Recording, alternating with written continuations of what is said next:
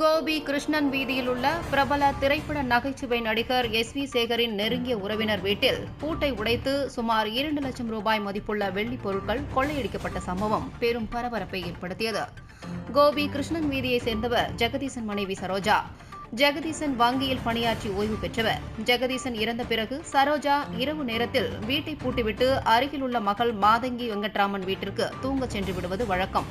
இவரது மகள் மாதங்கி வெங்கட்ராமனின் மகளை பிரபல திரைப்பட நகைச்சுவை நடிகர் எஸ்.வி. சேகரின் மகனும் நடிகருமான அஸ்வின் திருமணம் செய்துள்ளார். சரோஜா இரவு வழக்கம் போல் வீட்டை பூட்டிவிட்டு அருகிலுள்ள மகள் வீட்டிற்கு தூங்குவதற்காக சென்றுவிட்டார். அதைத் தொடர்ந்து சரோஜா வழக்கம் போல் காலை வந்தபோது வீட்டின் பூட்டு உடைக்கப்பட்டிருப்பது கண்டு அதிர்ச்சியடைந்தார்.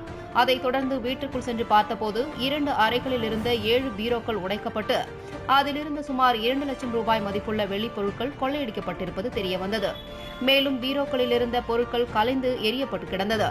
அதேபோன்று முன் அறையில் இருந்த LED டிவியையும் கொள்ளையடித்துச் சென்றிருப்பது தெரியவந்தது.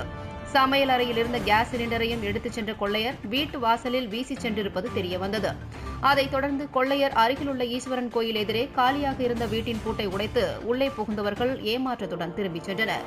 இதுகுறித்து தகவல் அறிந்த சம்பவ இடத்திற்கு சென்ற கோபி போலீசார் அங்கு பொருத்தப்பட்ட கண்காணிப்பு கேமராவை சோதனை செய்தபோது சுவர் ஏறி குதித்து உள்ளே வரும் 2 கொள்ளையர்கள் வீட்டின் பூட்டை உடைக்க முயன்றபோது அங்கு பொருத்தப்பட்ட கண்காணிப்பு கேமராவை பார்ப்பதும் உடனே அங்கு கிடந்த துணியை வைத்து கேமராவை மூடி மறைத்துவிட்டு பூட்டை உடைத்து கொள்ளையடிப்பது பதிவாகியுள்ளது.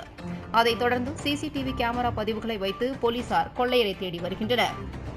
கடந்த 2 நாட்களுக்கு முன் மொடச்சூர் ராஜன் நகரில் பொறியாளர் வீட்டின் பூட்டை உடைத்து 6 சவரன் நகை கொள்ளையடிக்கப்பட்ட சம்பவத்தில் குற்றவாளி உடனடியாக கைது செய்யப்பட்ட நிலையில் கோபி பகுதியில் கடந்த சில மாதங்களாகவே அடுத்தடுத்து கொள்ளைச் சம்பவம் நடந்து வருவது பொதுமக்களிடையே அதிர்ச்சியை ஏற்படுத்தியுள்ளது.